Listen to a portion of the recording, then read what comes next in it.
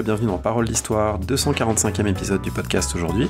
Un petit mot juste avant l'émission du jour pour vous inciter, si ce n'est pas déjà fait, à signer la pétition qui est en ligne pour défendre le droit à la communication de documents dans des conditions normales à la BNF, Bibliothèque nationale de France, puisque des restrictions absolument dramatiques pour la recherche sont en train d'être mises en place. Vous trouverez le lien sur le site paroledhistoire.fr. Nous retrouvons aujourd'hui Nicolas Offenstadt avec qui on avait parlé de ses explorations urbaines en RDA, qui vient de consacrer un livre plus général à l'urbex et à toutes les questions que ça pose du point de vue du rapport à l'espace, du point de vue des sciences sociales. Les références citées dans l'émission sont à retrouver sur le site internet ainsi que les autres épisodes. Merci et très bonne écoute. J'ai le plaisir aujourd'hui de recevoir à nouveau Nicolas Offenstadt. Bonjour. Bonjour. Vous êtes maître de conférence à Paris 1, membre de l'IHMC, et vous venez de publier Urbex, le phénomène de l'exploration urbaine décryptée aux éditions Albin Michel, un petit livre qui est très vif et très dense pour à la fois évoquer vos expériences personnelles d'explorateurs urbains et leurs effets dans le travail historique, et puis plus généralement cette pratique, ses origines, son fonctionnement, ses acteurs. On a l'impression à vous lire que depuis Le Pays disparu, puis Urbex RDA, puis maintenant Urbex, on va toujours plus près de l'urbex. C'était en filigrane dans le premier des trois livres que j'ai cités, puis c'était central dans Urbex RDA, et là cette fois c'est l'urbex en tant que tel qui devient un objet.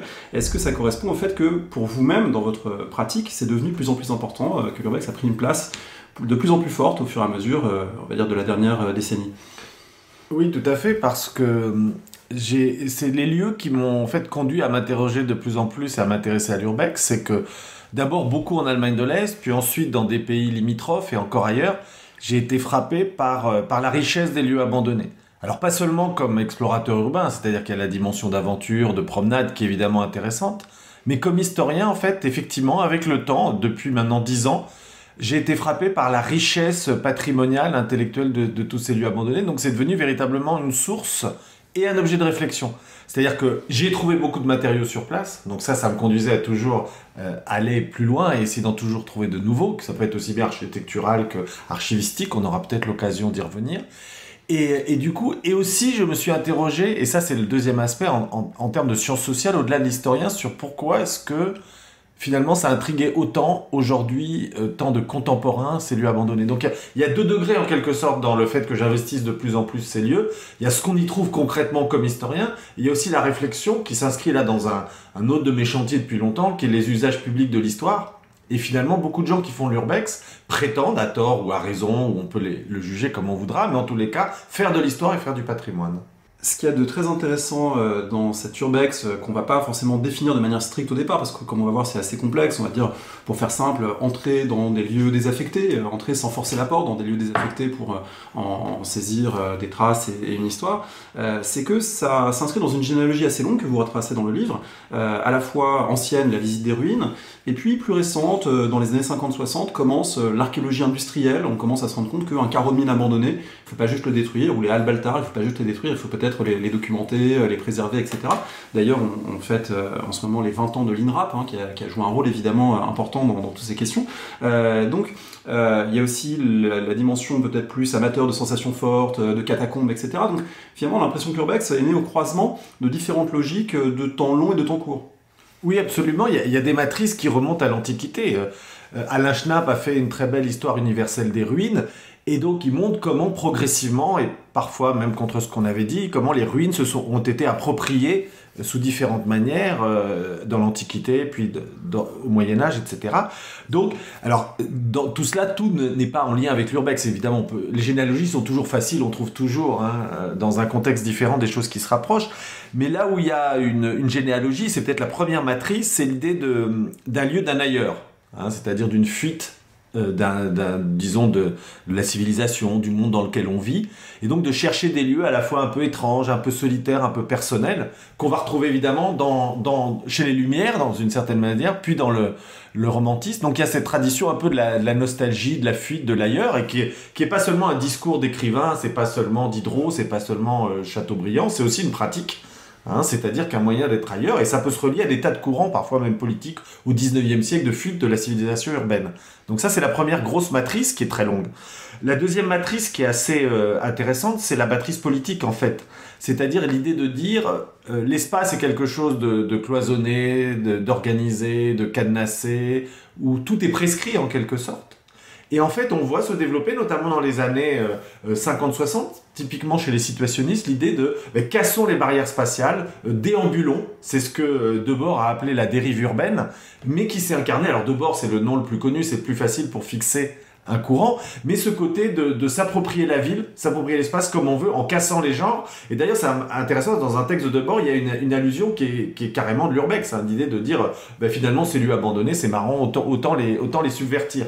Donc ça, c'est la dimension politique. On va la trouver d'ailleurs dans d'autres lieux. Il y a aussi des dérives urbaines en Italie, sous d'autres formes, dans les années 90. Donc une matrice un peu politique, disons, de contrôle, de prise de l'espace plus libertaire, plus autonome, plus critique. Et puis effectivement, il y a au moins une troisième matrice qui évidemment est intéressante aussi, c'est l'aspect plus patrimonial, et effectivement le développement dans les années 1970 surtout, beaucoup en Angleterre, puis aussi en Allemagne, en France, d'une archéologie industrielle qui va prendre différentes formes, et qui va donc considérer que des lieux en déshérence, des lieux en fermeture, sont des objets patrimoniaux qu'il faut étudier. Et du coup, pour ces archéologues industriels, qui sont aussi historiens des techniques, alors il y a des tas de débats internes sur les mots et sur les pratiques, mais il y a quand même l'idée de dire qu'il y a un lieu qui est une source pour l'historien de l'industrie des techniques, et donc ce lieu, quand il est déserté, quand il est abandonné, il faut aussi se l'approprier parce que c'est une source. Donc vous voyez, des matrices qui vont de la science à la politique, en passant par simplement une forme de rapport au monde. Donc oui, il y a pas mal de matrices qui aboutissent à cet urbex d'aujourd'hui. Un urbex d'aujourd'hui qui s'est cristallisé, vous le montrez, surtout au milieu des années 2000, dans la mesure où les premières occurrences de ce mot contracté, exploration urbaine contractée en urbex, c'est vraiment autour de 2005, 2006, 2007, dans la presse, ça commence à apparaître. Et c'est sans doute pas par hasard, c'est aussi le moment où apparaît YouTube, où apparaissent les réseaux sociaux. Est-ce que vous faites un lien? Est-ce que d'une certaine manière, l'urbex tel qu'il se pratique aujourd'hui, il est un enfant des réseaux sociaux? Oui, tout à fait. Et vous savez, en histoire, il y a quand même quelque chose qui est toujours important, c'est évidemment quand il y a un mot qui qualifie quelque chose, parce que c'est lui donner une consistance sociale, même si les choses existent. Quand le mot chômage apparaît, on le sait, il y a tout un ensemble d'enjeux qui vont avec, etc. Donc le mot urbex, effectivement, commence à apparaître à la fin des années 90 et se diffuse doucement au début des années 2000. Donc finalement, qu'est-ce qui change par rapport à ce que je vous ai dit à l'instant? Qu'est-ce qui change par rapport aux dérives urbaines des années 70? Qu'est-ce qui change par rapport à la balade romantique dans les ruines? À mon avis, il y a deux choses qui changent effectivement. Je vais vous répondre sur les réseaux sociaux. C'est quand même la désindustrialisation massive qui s'accentue, c'est-à-dire qu'il y a quand même de plus en plus de lieux qui sont délaissés, ce qui s'accentue ensuite par la dématérialisation. C'est-à-dire qu'il y a désindustrialisation, puis ensuite il y a dématérialisation. Il y a des lieux dont on a moins besoin parce que se développent toutes les formes informatiques, Internet, d'usage du monde, d'usage industriel du monde, donc là aussi. Et puis il y a un élément qui est très important, notamment en Europe, c'est évidemment la chute du bloc soviétique qui va faire aussi que toute une structure qui était finalement basé sur un espace pas cher, sur un espace finalement qu'on pouvait utiliser sans fin puisqu'il était dans une logique socialiste. Et donc cette fin du bloc soviétique dans son rapport à l'espace hyper extensif, évidemment va aussi conduire, avec des réseaux aussi économiques, sociaux et politiques, à l'abandon.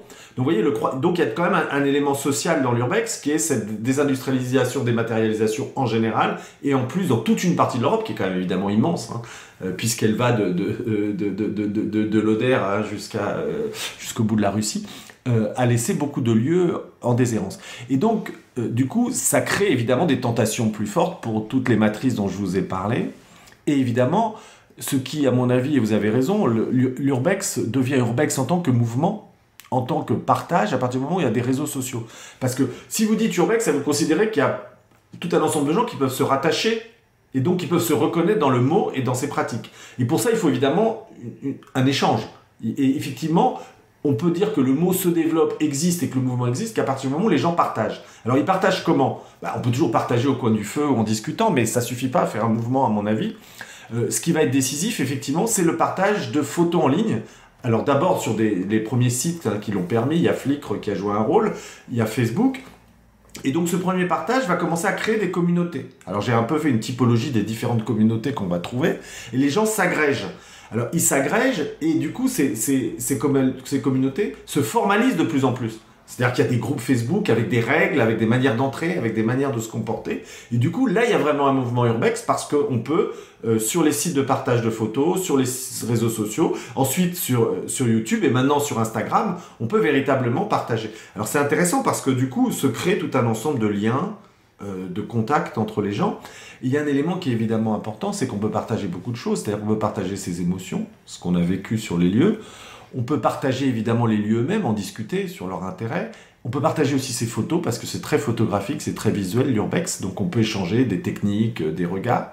Et du coup, effectivement, à mon avis, il est dur de parler d'urbex en tant que tel, non pas la pratique, mais le mot avec ce qu'il a comme conséquence, avant que les réseaux sociaux soient développés de manière consistante.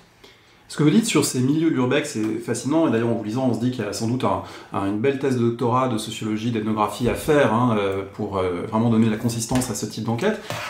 C'est fascinant aussi parce que c'est un milieu qui se réclame à la fois d'un certain nombre d'éléments libertaires, mais qui est extraordinairement normé, parce qu'il se donne des règles, il y a des puristes, et ça m'a fait penser en vous lisant, on avait fait un entretien avec Delphine Moraldo qui a fait une thèse sur l'alpinisme, qui montre à quel point les alpinistes sont des gens qui sont dans la recherche du geste pur, c'est-à-dire on peut escalader une montagne, mais il faut bien le faire, et de préférence sans corde. Si on le fait avec des cordes, on triche, etc.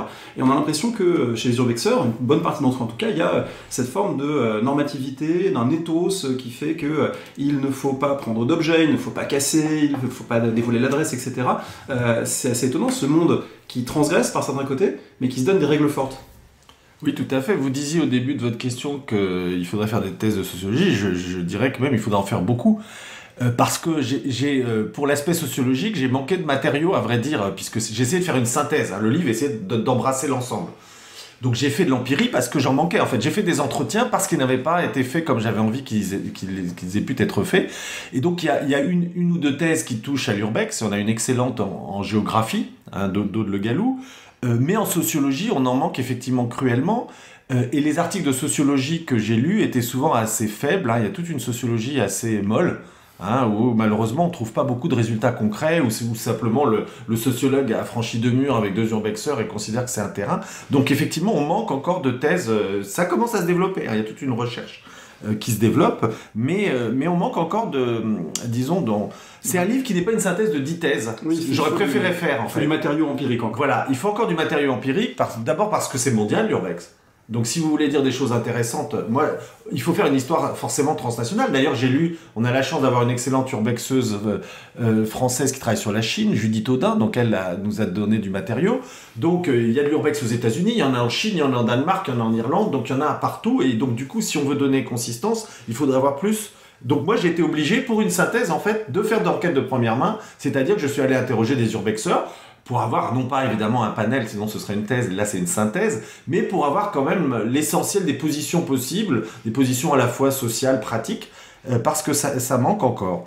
Alors effectivement, la deuxième partie de votre question, c'est très frappant en effet, et c'est ce qui fait qu'on peut parler d'une communauté, avec une définition et donc des frontières, c'est que progressivement, cette communauté urbex, dont je vous ai tout à l'heure brièvement tracé l'émergence, s'est donné des règles.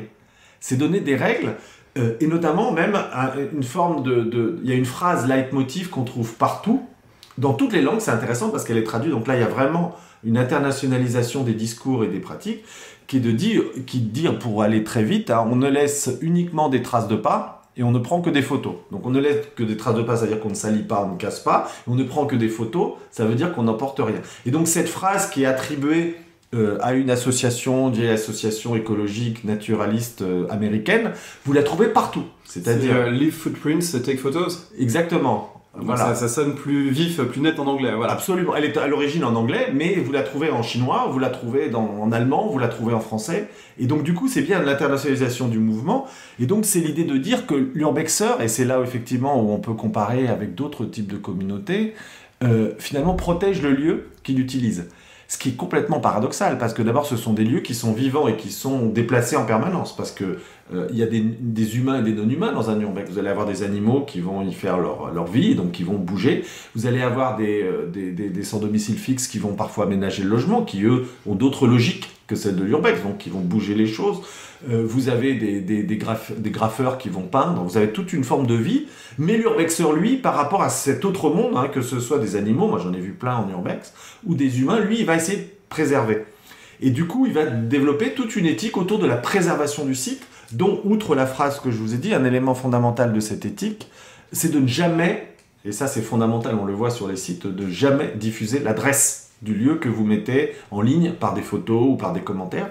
Pourquoi ? Parce que double raison, c'est que ça va devenir un lieu trop visité, donc ça va perdre un petit peu le côté insider, le côté objet rare. Mais plus encore, c'est que ça risque ensuite d'être dégradé, souillé par une forme de tourisme de masse. Hein, et donc du coup, si un lieu devient un tourisme de masse, c'est plus l'urbex. Alors ce qui est paradoxal, c'est qu'évidemment, comme toute norme, hein, on sait très bien qu'il y a toujours un jeu, voilà, dans les institutions entre la loi, la norme et la pratique. Et ben là, c'est un peu la même chose. C'est-à-dire qu'en réalité, tout le monde énonce les règles, mais tout le monde vous dit qu'il les adapte à sa manière. Et plusieurs urbexeurs m'ont dit, mais on va pas, quand on a une activité qui est illégale pour l'essentiel, c'est pas pour y remettre de l'ordre légal. Donc il y a une forme de paradoxe qui est très intéressant d'ailleurs sur le rapport aux normes, sur le rapport aux lois, hein, et que j'essaie un peu de travailler, qui fait que beaucoup d'urbexeurs sont dans ce paradoxe. De même, il faut être honnête, quand vous avez fait 200-300 km équipé pour aller visiter un château, une usine, et que finalement pour rentrer il faut pousser un peu une fenêtre, la casser à moitié, bon, est-ce que vraiment quand vous êtes tout seul hein, devant cette fenêtre qui suffit un petit peu de pousser d'un coup d'épaule, vous le faites pas, je suis pas sûr. Donc vous voyez, il y a un peu ce discours normatif réglé, parfois même qui va au-dessus de la norme, qui est presque une loi. Et ensuite, il y a les pratiques qui s'adaptent avec un contre-discours. C'est-à-dire, dans les urbexeurs, il y a ceux qui vous disent « Moi, je suis un urbexeur libre. Le code de l'urbex, je m'assois dessus parce que c'est une pratique libre. » Et donc, c'est très intéressant, cette construction, effectivement, d'un rapport aux normes. Et là aussi, ça mériterait, presque une thèse de sociologie du droit, on pourrait dire, de savoir comment les gens construisent des normes et comment ils se... voilà. Et c'est très, très fort, en tous les cas, dans les pratiques. Et moi, je me rappelle, même sur un site urbex, j'avais mis le département j'avais posté une photo, j'avais mis le département, il a été supprimé. Alors que bon, c'est un département industriel où évidemment ça ne permettait pas de retrouver le lieu, mais c'était contraire à la charte éthique. C'était un site Facebook. D'ailleurs, vous-même, vous expliquez dans le livre que certaines de ces normes, vous en affranchissez, notamment pour mener à bien des enquêtes historiques en prenant des archives, ce qui peut vous être reproché par ailleurs. On voit que chacun, évidemment, adapte les règles.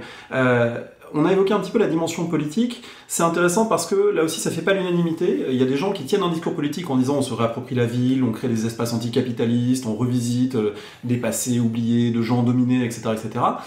Et d'autres disent c'est bien gentil, mais c'est quand même du discours. Il y a aussi de l'esthétisation des ruines, du porno des ruines même. On peut entendre aussi ce type de critique. Donc il ne s'agit pas ici sans doute dans l'entretien d'être normatif et de dire quelle serait la vérité de l'urbex, mais de voir que c'est une pratique aussi politiquement en tension entre différentes façons de la percevoir. Oui, tout à fait. En fait, il y a des pères fondateurs de l'urbex à la fois comme discipline académique et comme pratique qui s'appelle Bradley Garrett. Et donc, qui a fait un livre très intéressant sur l'urbex. C'est un peu le livre que tout le monde cite parce que c'était une enquête de terrain. Là, c'était une vraie enquête de terrain. Mais vraiment, c'était plus que de l'observation participante, c'était de l'immersion. Lui-même est urbexeur, il se met en scène comme un peu un héros dans le livre. Oui, c'est un manifeste en même temps. Voilà, donc c'est très très étayé hein, sur le plan à la fois de la documentation savante et du terrain, parce qu'il a participé à plusieurs groupes, il a fait des centaines d'urbex, donc c'est très documenté, ce livre de Bradley Garrett. Et du coup, une de ses conclusions, une de ses thèses, et comme c'est écrit en anglais, ça s'est diffusé dans tout le monde urbex anglo-saxon, c'est de dire en fait que les urbexeurs le veuillent ou non, c'est-à-dire qu'ils projettent sur les acteurs sa lecture, c'est politique, parce que justement, c'est une critique finalement de l'espace capitaliste cadenassé, et donc souvent les urbexeurs sous-estiment leur dimension politique. Donc lui, il a mis tout de suite la dimension de critique capitaliste, ou critique anticapitaliste, comme on voudra, au centre de la discussion. Donc ça, c'est un élément. Et aujourd'hui, beaucoup de gens et beaucoup d'études qui se basent sur Garrett, mais qui élargissent le corpus, disent en fait, effectivement, concrètement, finalement, à quoi ça mène. C'est-à-dire qu'effectivement, on peut avoir l'impression d'avoir mis la police en alerte, d'être poursuivi, mais d'une certaine manière, les effets sociaux et politiques sont assez faibles. Et donc, les urbexeurs, finalement, restent plus des aventuriers que de véritables constructeurs d'un monde politique alternatif. Alors on peut bien sûr discuter, mais c'est quand même un débat qui est intéressant parce que il y a quand même une réalité objective, si vous voulez, que moi j'ai vécue, même en termes de génération, c'est que moi j'ai grandi dans un monde où la ville était quand même beaucoup moins cadenassée. C'est-à-dire que il n'y avait pas de code dans les entrées d'immeubles, il n'y avait pas de caméra de surveillance, vous pouviez rentrer dans des tas de lieux sans être poursuivi par des pauvres vigiles avec des manteaux qui sont trop grands pour eux. Tout ce monde-là... On pouvait dormir sur des bancs publics. Voilà, il y a tout un monde qui s'est sécurisé, en tous les cas en apparence, parce que, voilà, mais en tous les cas il y a tout un discours et une pratique sécuritaire qui s'est abattue sur la ville pour différentes raisons, hein, on ne va pas en faire l'histoire. Et du coup... je peux vous le dire aussi comme praticien, quand vous rentrez dans ces lieux-là, c'est vrai que vous avez une forme de libération de ces contraintes. Y compris même par rapport, par exemple, je vous parlais des régimes de l'Est, c'est quand même génial d'être dans une usine de l'ex-RDA où tout était hyper contrôlé à l'époque, et de là vous dire, tiens, je peux monter dans le bureau du directeur, je peux aller voir la machine. Hein, il y a effectivement un sentiment de liberté qui a une dimension politique, et de dire finalement il y a peut-être aussi une manière d'avoir un rapport à l'espace qui n'est pas uniquement de faire 3 codes pour rentrer dans un malheureux immeuble pourri, d'être obligé de passer devant 15 caméras de surveillance pour se promener dans la ville, d'être pas obligé de prendre la rue, mais on peut sauter par-dessus un petit passage et aller monter sur des toits, sur des murets, comme le font aussi d'autres. Donc du coup, ça pose quand même un certain nombre de questions sur l'espace, sur la ville d'aujourd'hui, sur l'historicité aussi de la sécurité. Et ça, je trouve pas ça inintéressant. Alors évidemment, on n'a pas tout de suite la révolution mondiale, mais à la limite, moi j'accepte la discussion politique de l'urbex et je trouve qu'elle est intéressante. Est-ce qu'il n'y a pas un risque malgré tout, vous disiez tout à l'heure, se balader dans une grande usine de RDA avec un sentiment de liberté, d'avoir une sorte de romantisme rétrospectif et de voir comme beaux et des espaces de rêverie, des lieux qui, parfois, voilà, pour une usine, c'était aliénant, c'était polluant, c'était des lieux de dureté sociale incroyable. Est-ce que l'urbex, elle court pas le risque finalement de romantiser un passé et de lui faire perdre sa dureté? Oui, tout à fait, c'est une vraie question. Alors là, il faut peut-être expliquer un peu quand même. Il y a une matrice de l'urbex dont on n'a pas parlé et qu'il faut expliquer quand même. C'est que dans les lieux désindustrialisés, pas seulement d'ailleurs à l'Est, hein, c'est le cas aussi dans les grosses régions industrielles françaises, hein, bassin stéphanois, Lorraine, Nord-Pas-de-Calais, il y a beaucoup de gens qui font de l'urbex aussi pour évoquer la mémoire du passé, c'est-à-dire sans édulcorer, mais parce qu'il y a effectivement des gens qui ont souffert, qui ont travaillé, qui ont aimé ou pas aimé leur usine, on a toutes les formes d'expérience ouvrière ou de travail, mais qui sont quand même là pour dire, attendez, cet espace, cette friche-là, ou parfois si elle a été détruite, ou ce garage, ce Lidl, ça a été une histoire ouvrière, ça a été une histoire locale. Et ce qui m'a frappé, par exemple, dans les entretiens que j'ai menés, c'est qu'on dit le côté aventurier, voilà, c'est des gens qui s'amusent, comme vous dites un peu, ou qui romantisent. Hein. Les Américains avaient une phrase tranchante, ils disaient finalement, c'est la classe moyenne ou la bourgeoisie qui danse sur la mort de la classe ouvrière. Hein, donc du coup, en gros, des jeunes bourgeois, ou en tous les cas des gens, disons, d'un niveau social relatif, qui vont s'amuser à voir là où les gens ont peiné autrefois. En fait, c'est pas vrai. C'est pas complètement vrai, parce que d'abord, il y a des gens qui vont utiliser cette mémoire ouvrière pour la faire vivre, en racontant l'histoire, en faisant des entretiens oraux, parfois une histoire amateur qu'on connaît bien hein, par ailleurs. Et par exemple, dans les entretiens que j'ai fait avec des urbexeurs français, c'était tout à fait par hasard, hein, parce que j'ai choisi les gens pour avoir un panel un peu, disons, large. Il y en a 2 qui sont des enfants d'ouvriers, hein, de Lorraine et du bassin stéphanois, et qui m'ont parlé évidemment du rapport de leur père à l'usine. Donc ils ont des rapports différenciés, hein, tout le monde n'a pas... Mais si vous voulez, c'était pas du tout cette idée hein, de gens qui ont un certain statut social qui vont s'amuser. Donc pour eux, c'était leur histoire. Et ils ont commencé parfois par leur propre histoire, localement. Hein, donc du coup, si vous voulez, il y a quand même des formes d'appropriation du passé de travail, parfois de passé de souffrance, parfois passé de joie, enfin chacun des expériences du travail qui peuvent être variées, hein. Souvent il y a quand même effectivement cette notion de domination, et donc du coup il y a des urbexeurs sous différentes formes, soit sous une forme plus individuelle, c'est-à-dire que c'est aussi une manière de parler avec le passé qu'on a connu dans sa région, soit même en le thématisant, hein, c'est-à-dire que concrètement, publier les photos en ligne, surtout si le site disparaît après. Parce qu'il y a une historicité dans l'urbex. Donc un type qui pendant 10 ans, par exemple, a documenté sa région et puis tout disparaît, parce que bon, voilà, quand il y a une pression foncière, ce qui n'est pas le cas partout, les sites finissent par disparaître, ou alors parce qu'il y a des renouvellements, et ben, le fait de l'avoir thématisé, c'est que vous êtes une archive finalement. Et cette archive, elle a souvent un effet qui n'est pas seulement un effet d'amusement, elle est là pour thématiser, pour raconter des choses, et les historiens, les sociologues peuvent se l'approprier. Donc vous voyez, c'est un peu plus ambigu que ça, de dire oui, c'est de l'esthétisme, c'est de la photo. Il y a des effets sociaux, il y a des effets patrimoniaux, et il y a même des effets qui peuvent aller très loin. Hein. Par exemple, il y a une sociologue américaine qui raconte que des photos d'une clinique d'accouchement a suscité toute une prise de parole par les femmes qui avaient accouché dans cette clinique, y compris des prises de parole critiques sur la manière dont elles avaient été traitées. Donc vous voyez, pourquoi ? Parce que c'est peut-être plus facile de parler d'un lieu abandonné que lorsque les médecins sont encore là ou que la clinique est en activité. Donc si vous voulez, cette dimension de lieu abandonné, qui forcément inscrit les choses dans le passé, ça peut créer des archives visuelles, sonores, des témoignages. Il y a beaucoup d'urbex qui suscitent des témoignages, voire même des prises de parole critiques sur l'institution. Donc on ne peut pas résumer à la dimension esthétique, même si je veux dire, les deux ne seraient pas incompatibles. On peut très bien avoir ce sentiment que vous décrivez, évidemment il est tentant, hein, c'est un peu romantisme des ruines éternelles, mais quand vous le contrebalancez par toutes ces pratiques que je viens de décrire, je vous dirais non, c'est réducteur de simplement ramener ça à l'esthétique, même si beaucoup le font. On voit que l'urbex est un lieu potentiel de production de sources et aussi de croisement disciplinaire. Si on se met du côté des sciences sociales, on voit bien qu'il peut y avoir aussi bien l'urbanisme, la géographie, l'anthropologie, la sociologie, l'histoire, qui peuvent s'emparer de l'urbex. Est-ce que concrètement, à l'échelle universitaire, ces connexions se font ou est-ce qu'on est encore un peu dans l'enfance d'études d'urbex et de croisements nécessaires entre ces différentes approches? Vous avez tout à fait raison. On peut travailler sur l'urbex, à mon avis, de manière efficace que si on croise les sources. Moi, j'ai beaucoup tiré des collègues que je vous citais tout à l'heure, géographes, anthropologues, politistes, parce qu'évidemment, ils projettent sur ces lieux les questions de leur discipline, leur manière de faire, donc évidemment plutôt le rapport spatial, l'étude du tourisme en géographie, la question de la croissance urbaine, de la sociologie urbaine pour d'autres thèmes. Donc je pense que c'est un lieu magique presque pour le croisement des sciences sociales. Et l'historien apporte aussi, je le vois bien en discutant avec ses collègues, leur apporte aussi un regard un peu différent, parce qu'évidemment on est plus attentif à certains aspects patrimoniaux ou archivistiques. Donc oui, c'est un lieu idéal, je crois, pour faire travailler les sciences sociales ensemble. Et il y en a une autre aussi qu'on pourrait évoquer, c'est l'archéologie. C'est-à-dire que j'ai présenté, moi, plusieurs fois des communications dans des colloques d'archéologues, alors certes des colloques un peu aux marges, pas au centre de la discipline, où justement on discutait des liens, des croisements possibles, qu'est-ce qu'un archéologue, et je voyais bien que les archéologues étaient intrigués dans leur positionnement face à l'urbex, parce qu'il y a beaucoup de points communs, évidemment, dans le rapport au lieu. Puis les archéologues sont des gens qui ont aussi un rapport intense, évidemment, à l'espace. Voilà, donc ils sont des interrogations qui parfois sont proches.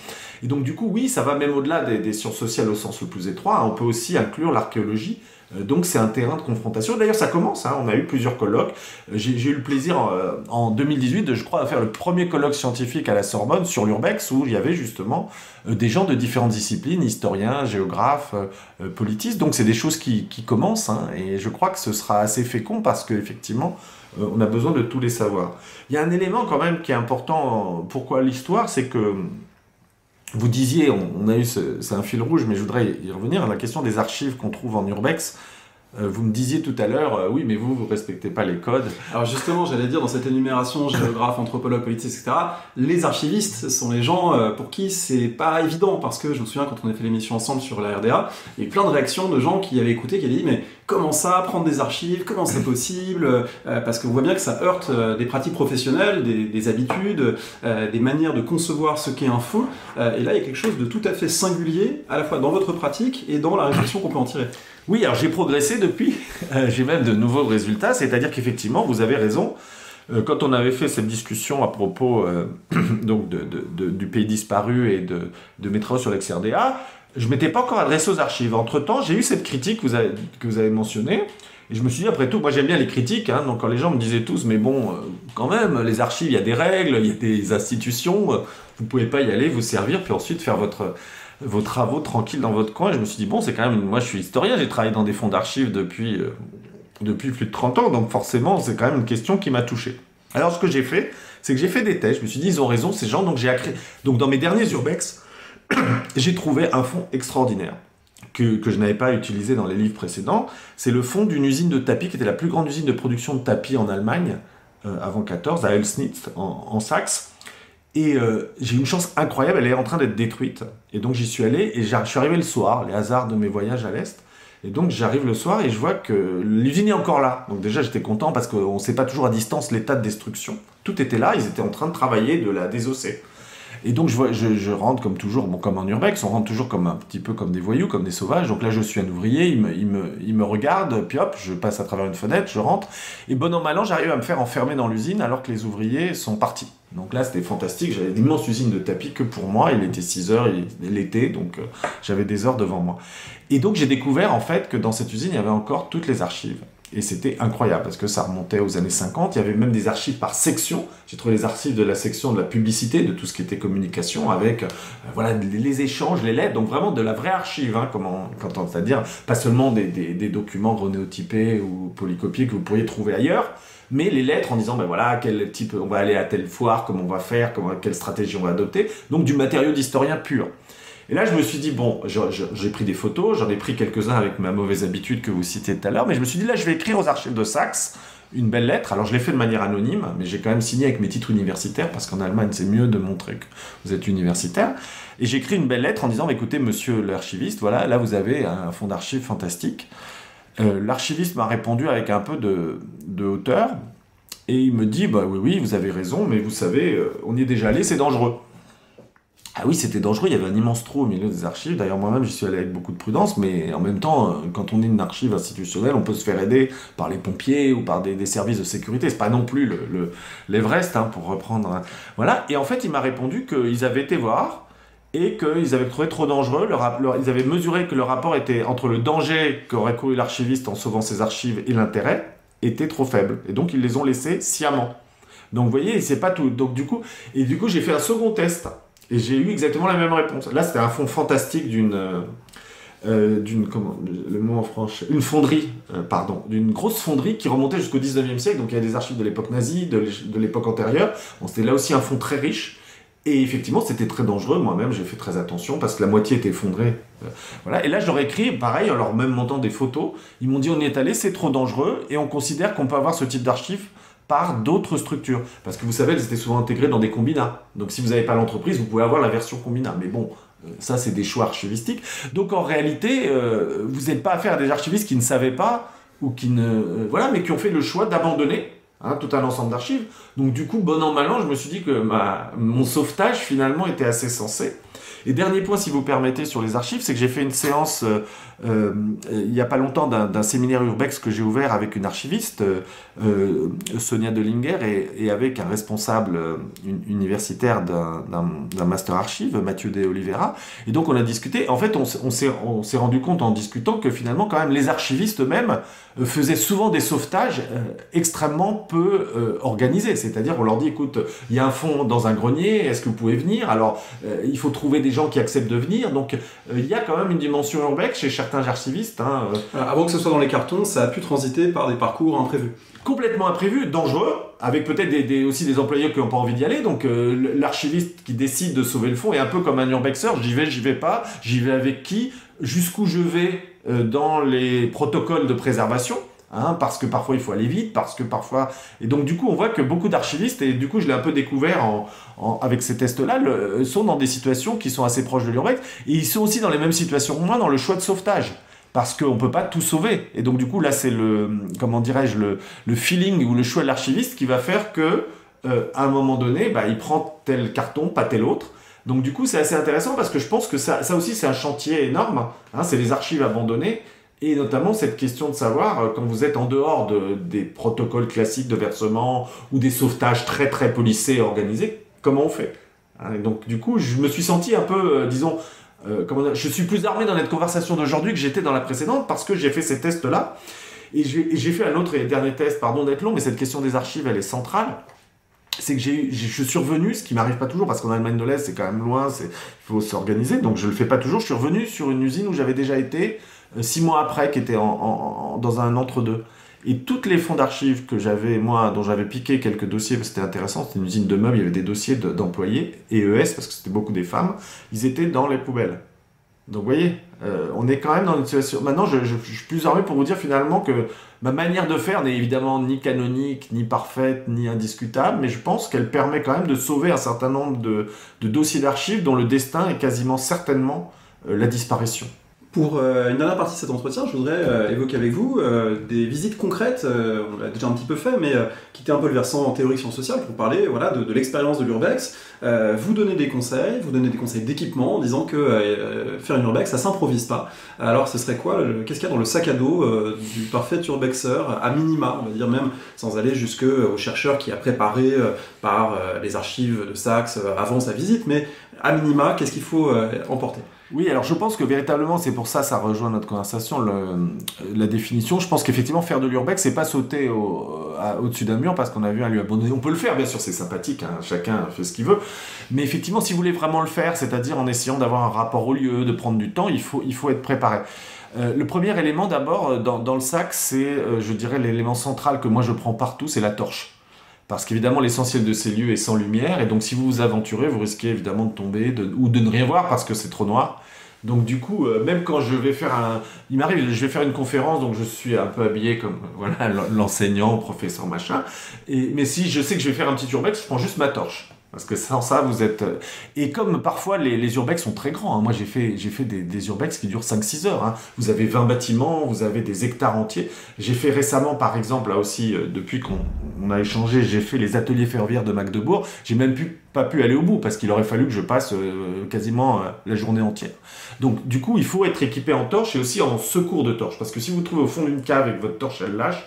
Donc, moi, j'ai toujours au moins 3 torches et 3 recharges de piles. Ça, c'est vraiment, à mon avis, l'arme centrale d'un urbex bien fait. Le deuxième élément, c'est qu'il faut évidemment avoir tout un ensemble aussi d'outils et de sécurité, c'est-à-dire s'il y a une ficelle qui vous empêche de passer, c'est bien d'avoir un ciseau pour pouvoir la couper, hein. Ça n'abîme pas une porte si vous coupez la ficelle sans vous faire mal. Et puis pour tout, il faut vous protéger. Il faut vous protéger parce que l'urbex, c'est pas juste la promenade. Hein. On parlait de tourisme, etc. Mais vous rentrez toujours par des endroits tout à fait incongrus. Vous passez sous une grille, vous passez au-dessus d'un mur, vous passez parfois... Le plus dangereux que j'ai fait, c'est de passer par des carreaux cassés. Mais voilà, vous pouvez pas forcément tout casser, c'est des gros carreaux. Et donc du coup, il faut être équipé, il faut être très bien équipé. Et donc du coup, les chaussures, des chaussures de sécurité ou des chaussures de marche avec un très très gros semelle, parce que souvent il y a des clous par terre. Et donc du coup, moi combien de fois j'ai vu des clous qui étaient à 1 centimètre de mes pieds quand j'ai enlevé la chaussure, hein, vous vous en rendez pas toujours compte. Donc vous voyez, il faut être très bien équipé. Et puis parfois, il y a une approche, hein, c'est-à-dire que vous rentrez pas dans l'usine parfois comme ça. C'est pour ça que les vrais urbexeurs, ils organisent, etc. Et parfois, vous avez à marcher 1 ou 2 kilomètres dans une forme de brousse, notamment l'été. Donc du coup, il faut avoir un bonnet pour vous protéger des ronces et pour vous protéger de toutes les formes de danger. Et même quand on veut être très technique, il y a des gants qui protègent, des gants anti-coupure, donc qui vous permettent d'écarter les fenêtres quand vous voulez passer. Donc vous voyez, on peut aller très très loin. Et puis il y a un équipement de sécurité aussi. Voilà, et pour l'anecdote, une fois j'avais oublié un équipement de sécurité, je me suis mis à saigner parce qu'évidemment on se fait toujours des petites piqûres, des petites blessures, et j'ai utilisé, en fait, il y avait le poste de secours de l'usine RDA, et les compresses étaient encore dans du plastique, donc au moins pour arrêter le sang, voilà, mais il vaut mieux avoir les siennes. Ça aurait été encore mieux avec évidemment le pansement Première Guerre mondiale, mais on peut pas tout avoir. C'est quoi la pire frayeur justement en urbex que vous avez eu de vous perdre ou de tomber sur quelqu'un au mauvais moment, au mauvais endroit? Alors il y a les deux, c'est-à-dire que je me suis perdu, oui, dans des urbex et j'y arrivais plus parce qu'on fatigue aussi. Hein, c'est aussi quand même, il y a un côté sportif. Hein. J'ai été frappé, il y a un des fondateurs de l'urbex, un Canadien, voilà, un vrai aventurier, il dit, voilà, il faut être en forme physique. Hein. Et c'est vrai qu'un vrai urbex, si vous avez 5-6 heures, vous allez monter des escaliers sans fin. C'est pas du tourisme, encore une fois, donc effectivement, il faut être en forme. Je suis tombé dans un bain chimique une fois, parce que je voulais prendre une photo, c'est donc en faisant mon cadrage, le temps de trouver, j'avais pas vu qu'en fait il y avait un immense, il y avait un container avec voilà, et donc je suis tombé dedans. Alors c'est pas de problème pour rester à cette surface du container, mais c'était pourri de matériaux, donc je me suis demandé dans quoi j'étais tombé. Et par chance il y avait les étiquettes, j'ai vu que c'était essentiellement de la peinture, donc c'était une toxicité limitée. Enfin bon, ça m'a fait, voilà, ça m'a fait quand même. Donc il faut faire attention. Et là, la dernière fois, très récemment, j'ai emmené mon neveu en urbex et puis j'ai un peu moins contrôlé parce que quand moi quand je suis seul ou quand je suis, etc., je l'ai laissé un peu avancer. Et en fait, l'escalier est parti parce que c'était un escalier en bois, donc il est tombé de 4 mètres. Hein, donc du coup, ça aurait pu, voilà, il était jeune et en forme. Mais j'ai vu vraiment l'escalier partir. Hein. Parce que c'était un escalier de bois, donc quand ça part, voilà, vous le voyez pas.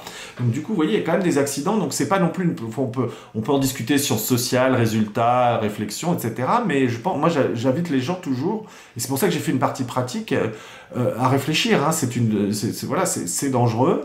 Il y a des accidents, et puis vous rencontrez effectivement des gens. Moi, j'ai vu une forme de clan ou de secte une fois qui m'avait paru assez louche en Allemagne, et j'avais vu d'ailleurs leurs autocollants n'étaient pas très engageants, hein, c'était plutôt au fond de l'extrême droite, et je me suis dit c'est bizarre qu'il y ait autant de voitures qui soient là avec ce type d'autocollant, donc j'ai avancé à pas compter, effectivement j'ai bien fait, parce que je suis parti en courant parce qu'ils n'avaient pas l'air tout à fait sympathiques. Il y a des rencontres parfois avec des vigiles, des policiers, des gardes, des gens qui vous demandent ce que vous faites là? Oui, bien sûr. Alors, du coup, là, il faut aussi... Alors, moi, j'ai eu pas mal de... J'ai une bonne position parce que quand vous êtes enseignant et historien, quand vous tombez sur des services de sécurité, dans une certaine mesure, ça marche pas à tous les coups, vous pouvez quand même arguer de l'objectif scientifique. Et moi, plusieurs fois, j'ai eu la chance que les gens s'apaisent, même quand ils m'avaient arrêté, et me laissent parfois même visiter. Hein, parce qu'il y a ce côté-là. Mais je voudrais aussi dire que parfois on fait des rencontres sympathiques, hein, c'est-à-dire que c'est pas... Bien sûr qu'il y a aussi des ferrailleurs qui peuvent être plus ou moins contents de voir des gens qui les empêchent de faire leur business. Alors il y a un urbexer qui raconte dans son livre que lui, il était devenu copain avec les ferrailleurs à l'Est et que ça s'est bien passé. Moi j'en ai vu qui m'ont montré la sortie de manière assez insistante, donc j'ai pas non plus discuté longtemps, je suis parti. Mais vous pouvez avoir des rencontres. Moi, à Berlin, j'ai rencontré un migrant, par exemple, qui avait élu domicile. Il m'a dit, reste avec moi, parle-moi, j'ai vu personne. Donc j'ai un peu discuté avec lui, c'était intéressant. Une autre fois, j'ai rencontré un habitant de la ville qui faisait du VTT dans la... Voilà, il s'est arrêté, il m'a raconté sa vie, pourquoi il était là, pourquoi il revenait là. Et puis vous pouvez aussi rencontrer des urbexeurs, des photographes, des gens qui font comme vous, parce que c'est devenu, on n'en a pas encore parlé, mais c'est devenu quand même quelque chose qui a pris une dimension colossale à l'échelle planétaire. Donc vous pouvez rencontrer aussi des urbexeurs, du coup c'est intéressant parce que c'est sur le terrain, vous pouvez discuter de voir ce qui les motive, pourquoi ils sont là, comment ils ont trouvé. Donc il y a à la fois des bonnes et des mauvaises rencontres, mais en tous les cas, dans le livre, c'est pour ça que vraiment il y a 2 chapitres pratiques. Je pense qu'il faut, quelle que soit la motivation qu'on a à faire de l'urbex, il faut vraiment penser les questions de sécurité jusqu'où on a envie aussi de prendre des risques, c'est comme dans toute activité. C'est quoi l'urbex le plus étonnant que vous ayez fait? Alors là, je vais vous parler en historien. Moi, ce qui me fascine toujours, et vous le comprendrez facilement, c'est la découverte de la pièce d'archive qui n'a pas bougé depuis que l'usine a fermé. C'est quand même très impressionnant, quand même, cette idée de... voilà, vous avez une plongée dans le passé, hein, ça m'est arrivé plusieurs fois en France, en Allemagne, ailleurs, en Pologne, de tomber sur les archives avec... Et les archives, c'est souvent pas seulement des documents, vous avez aussi les livres, et quand c'est des régimes communistes, vous avez l'appareil de propagande, vous avez des choses qui sont parfois passionnantes, et donc du coup, il y a même une forme de, comment dirais-je, de vertige qui peut s'emparer de vous, parce que du coup, vous dites, mais j'ai envie de tout lire. Moi, je suis historien, donc là, j'ai l'histoire de l'entreprise. Il y a parfois des choses passionnantes. Une fois, il y avait un dossier sur les Cubains qui étaient venus travailler dans une usine. Une autre fois, c'était dans l'Aveyron. Il y avait tout le dossier du personnel d'une usine de pocerie qui avait fermé. Donc, vous avez qu'une envie, comme historien, c'est de vous arrêter et de lire. Alors ça, c'est une dimension très personnelle. Je pense que il y a d'autres urbexeurs qui m'ont jamais parlé de ça. Ils m'ont dit, moi, c'est d'être sur un toit et d'avoir les plus grosses structures possibles.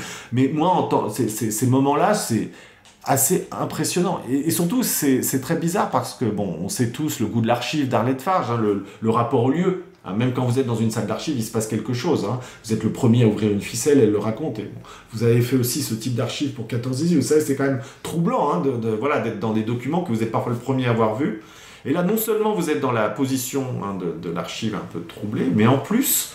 il n'y a aucune règle, vous ne savez pas quand ça a été fermé, vous ne savez pas pourquoi ces documents sont encore là, est-ce qu'ils sont l'entièreté des archives ou pas, et donc du coup j'en découvre toujours plus, et si vous voulez cette idée de dire qu'il y a partout comme ça dans le monde hein, des salles d'archives qui sont figées dans le temps, et alors quand c'est des régimes avec une forte, disons, connotation politique, hein, c'est-à-dire où l'entreprise est perçue comme un lieu politique, vous avez aussi tout l'appareil de propagande. Moi, j'ai trouvé des affiches du 1er mai, j'ai trouvé des fanions. Donc, vous avez finalement toute une vie aussi à travers les archives.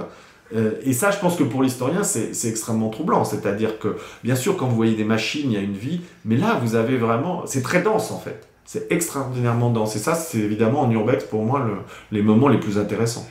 Est-ce qu'il y a un lieu que vous n'avez pas encore urbexé, vous dites j'aimerais y aller, un lieu ou un type de lieu? Oui, alors il y a 2 types de lieux. Il y a ceux où on n'a pas réussi à rentrer.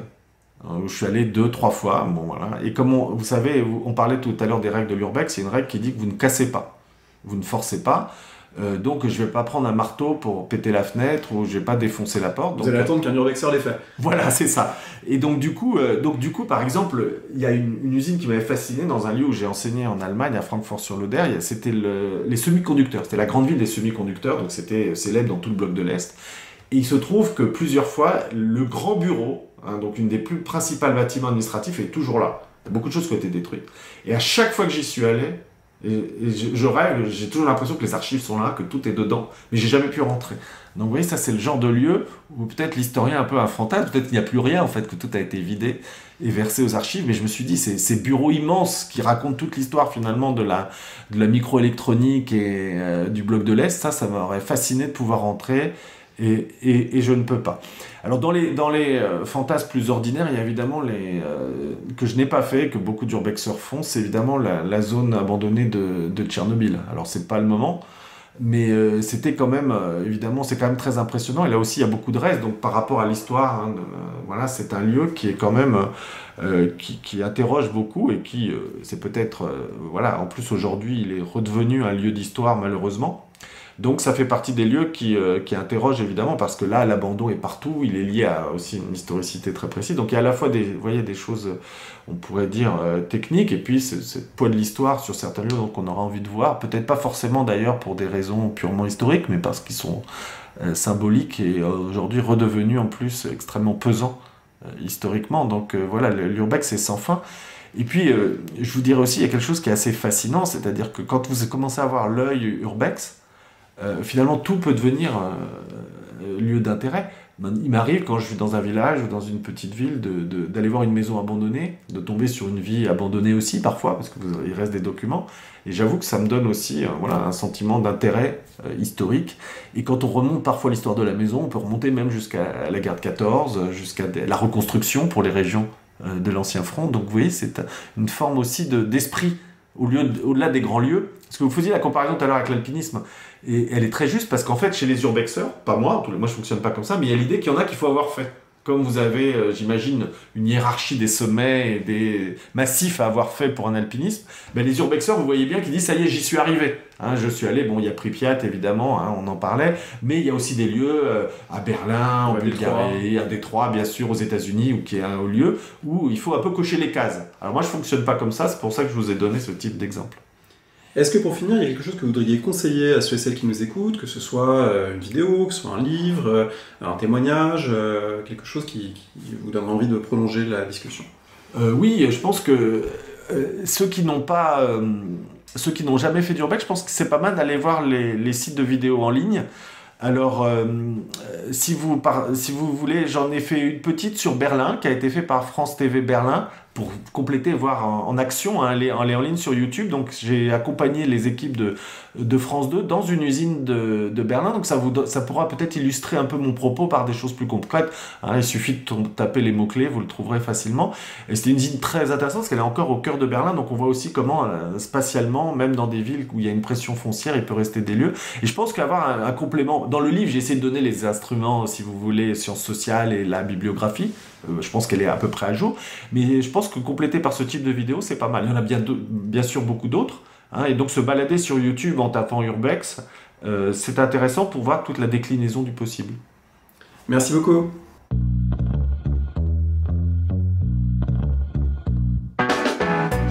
Merci de nous avoir écoutés. Rendez-vous sur le site www.paroledhistoire.fr pour toutes les informations sur le podcast, pour vous abonner, écouter ou télécharger les autres émissions.